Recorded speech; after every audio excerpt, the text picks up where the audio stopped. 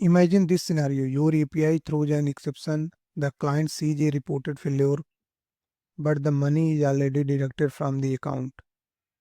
Yes, this actually happens in real production system using Spring Boot, and many developers don't realize why.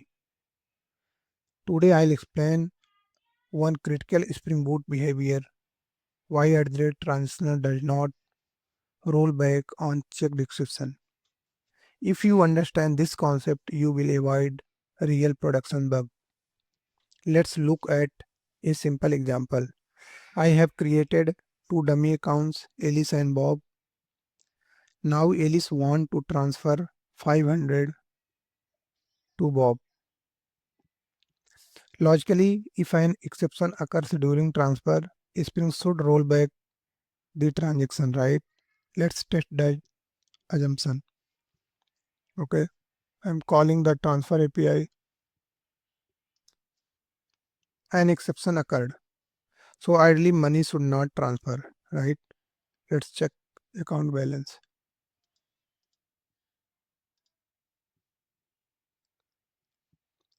Look carefully. Transfer actually completed. This is serious real world issue. So why is this happening? Let's jump to Spring documentation.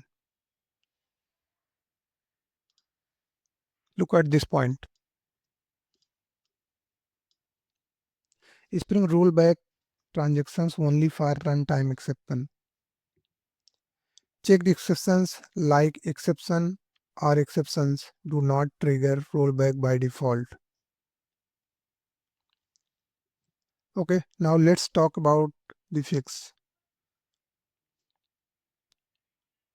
The solution is simple but very important. Is in real system we must tell Spring to roll back even when check exception occurs.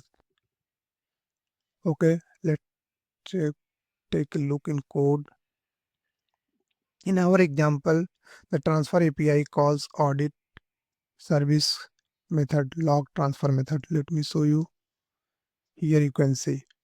Okay, inside this log transfer method, I am calling simulate external audit call. In real world system, this audit service may run on another machine or even another microservice. And during a network call failure like timeout or IO issue can occur. Here I am just simulating that scenario. Without rollbacks for Spring assumes this is a business exception and commit the transaction anyway. If I'll show you Spring document again, here you can say rollback for optional array of exception types that must cause rollback. Okay, how will add this? Here inside transactional annotation, we will define this rollbacks for.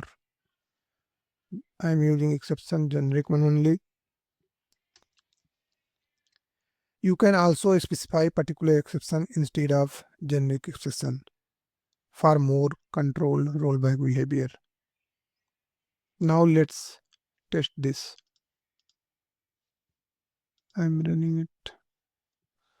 I'm going to create the dummy accounts again. Let me show you account detail. Here you can see again. So I'm going to transfer money 500 again. See, exception occurred. Let me check the account detail. See, this time money is not deducted. Rollback works correctly. Yeah. So understand this behavior can save you from silent data corruption in production.